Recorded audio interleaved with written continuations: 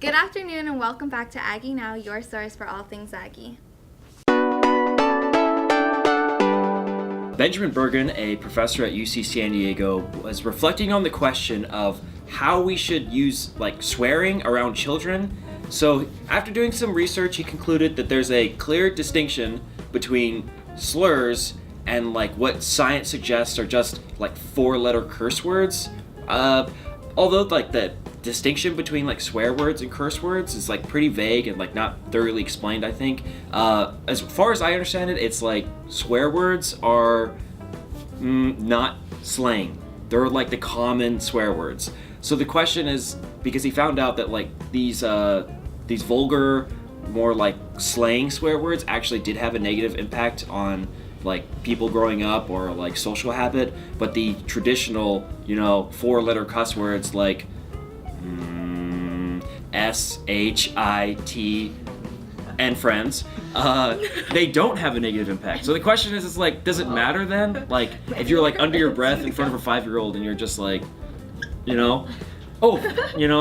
that's okay. And I think, if I remember correctly from the article, the guy was talking about how he just explains to his children the use and when it's proper to use the swear word. Yeah. I read that article and they said, because obviously you can't do a controlled experiment because you can't subject kids to profanity because it's unethical, but so they did it to university, they did it through observation through university students. Yeah. And so I was wondering that's very different because when you're a kid, those are crucial years of development.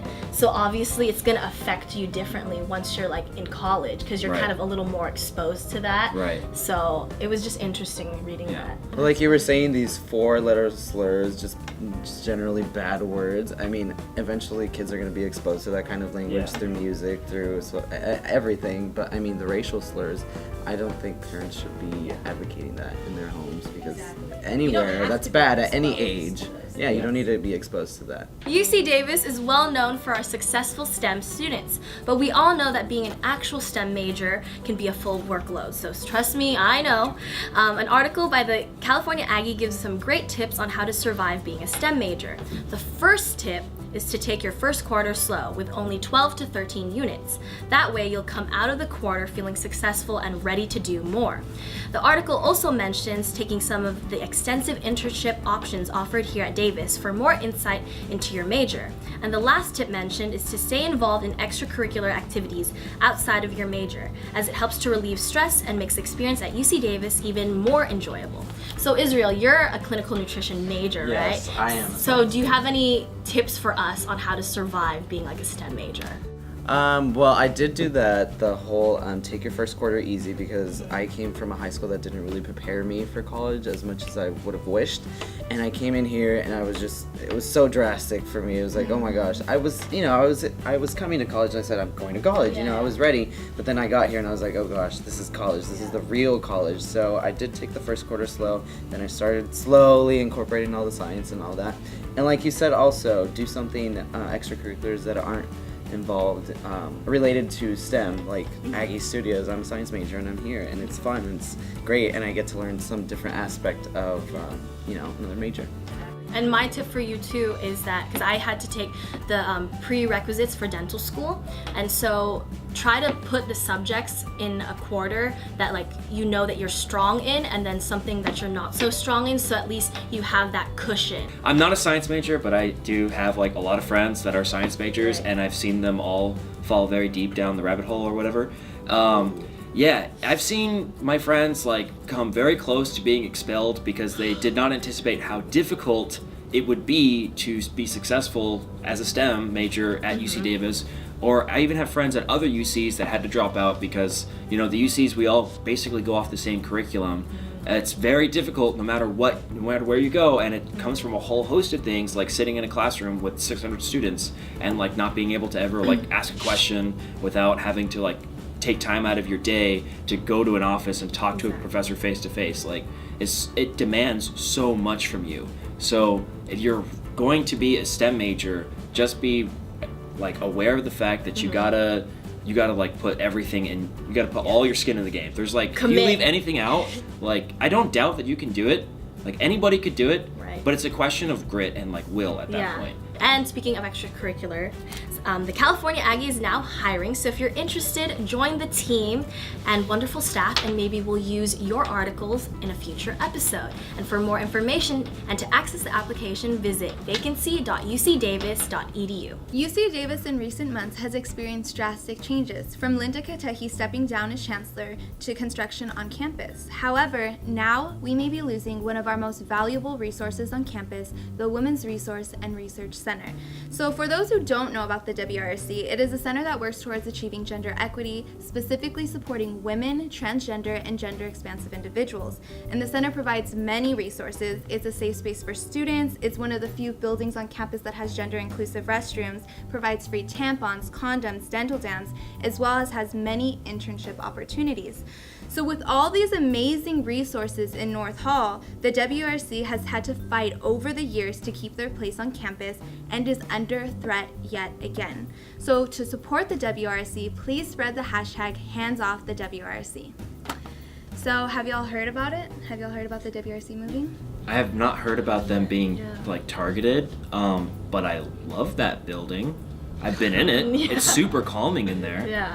To be honest, I don't belong there, and I know that, but like, it's super calming in there. No, I mean, anyone belongs there. It's just that it caters to a certain group in terms of like the oppressions and systematic like structures, right? You know, but anyone's welcome. I mean, I've only been in there once or twice, and they do have a great little library. That library's so dope. And then you just like sit and study, and no one's bothering you. It's so What are you doing, so UC petite Davis? Yeah, it's cute. It's so quaint and cozy. It's cute. It's cute, right? Like, It's really how cute. much? Okay, so you were saying like we keep building all this like new stuff that we don't necessarily need. Like, So they're did we, taking something away that's important. Exactly. that we like Yeah. for what? I don't know. So the question is like, did they really need to renovate the MU? Did you really need to do that? Did you really need to do that? I think, okay. You think we so? need to renovate the Yeah. most important parts of our campus. I mean, MU is a centerpiece. Okay, so you're STEM major, but so you've never been in O'Donnell or Olson or whatever? I've been in Olson. Yeah, and like, Oh, that needs to be renovated. Yeah. Right. well, I don't see them. Yeah. The Their reason staircase why- system's weird. The reason why they're wanting to move is because I believe it's CAPS. They're UCOP, which is it's like, I don't know how to explain it, but it is a group that's like higher than in the UCs, and they wanted to create more expansion for CAPS. And so one of the places was the WRC. They really like that area because there's already CAPS in there, so they're like, why not have just that whole space. But the thing is, they only gave them like 6 weeks. Like, they told them during summer, like, hey, we might use some of like the rooms in the WRC. And then the WRC was like, oh, okay. But then they like told them like maybe a week before school started, hey, actually you have till December to leave.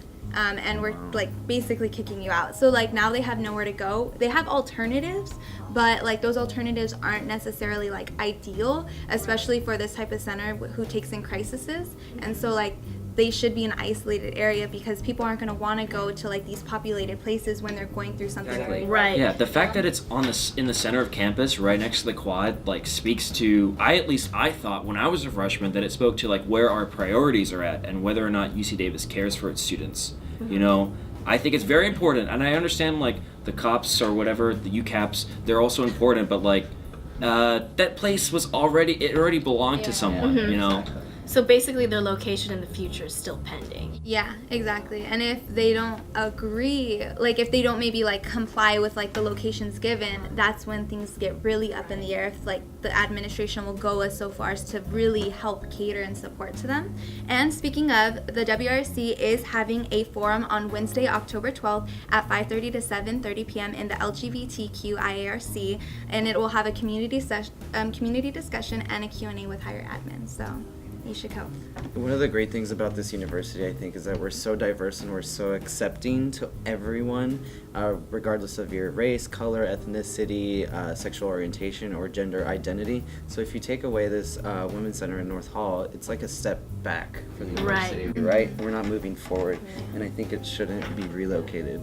Because 2016. they want to relocate them, but they're not giving them a location to relocate at. And it's also scary that like to the university, it seems like they're just like, oh, whatever, like you can move, but like no, it means a lot to us students that stays right where it's at, you know? Hey Aggies! So it's another season of Aggie Now, and it's time to get to know our anchors a little better by asking them some controversial questions. It's time for the 30-second challenge. So each anchor will be answering as many questions as they can in 30 seconds, and our first contestant is the fabulous Nikka! Yay! I'm the victim today! Are you ready, Nikka? Yes, I was born ready. Go. If you had to live in a different country, where would you live? Spain.